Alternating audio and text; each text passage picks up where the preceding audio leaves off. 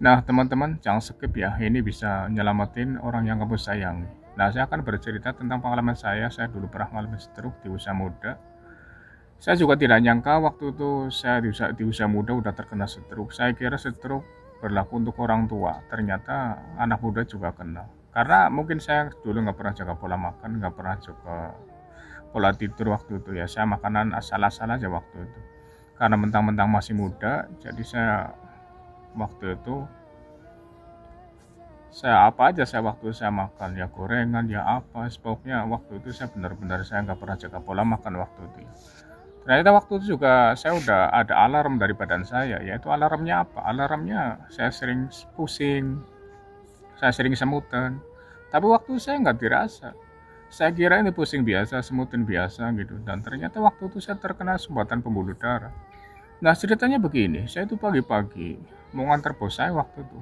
Pas setelah saya buka pintu mobil, saya langsung jatuh ke belakang. Lah jatuh itu saya terjadi lapisan di situ, ngejer.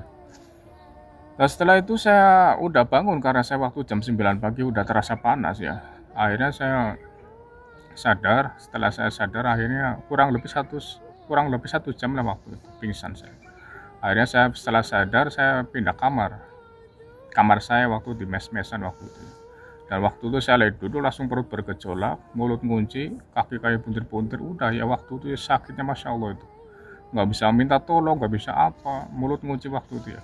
Dan akhirnya saya terjadilah pingsan. Waktu itu yang saya tunggu cuma pingsan, karena apa? Kalau udah pingsan, udah nggak ada rasa apa-apa, rasanya cuma itu, gelap. Dan waktu itu udah saya nggak sadar. Setelah saya sadar waktu itu, udah di ruang ICU di rumah sakit. Berarti saya koma selama 4 hari, hari Rabu, Kamis, Jumat, Sabtu.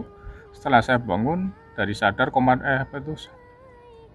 dari koma, saya ngangkat tangan nggak bisa keangkat, kaki nggak bisa keangkat. Ternyata waktu itu saya mati separuh, apa itu, lumpuh separuh, mati rasa. Saya cupit ini nggak terasa, nggak ada rasa sakit, nggak ada rasa apa, rasanya cuma memar waktu itu. Dan akhirnya setelah saya pindah kamar selama 6 hari, alhamdulillah sudah bisa berdiri.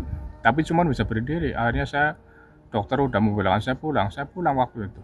Dan akhirnya saya menjalani pemilihan mandiri di rumah.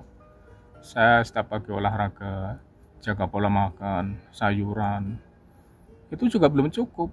Harus ada nutrisi tambahan. Tapi saya waktu sini nanya sama teman, dan alhamdulillah teman saya memberi herbal, yaitu yang khusus dari Tiongkok. Dan pada akhirnya saya konsumsi itu. Saya tetap jaga pola makan, sayuran, buah-buahan, saya tambah dengan herbal yang khusus dari Tiongkok. Dan alhamdulillah saya terbantu sembuh dan wasilah herbal yang khusus dari Tiongkok. Nah itu kisah nyata saya dulu teman-teman, waktu masih muda tahun 2004.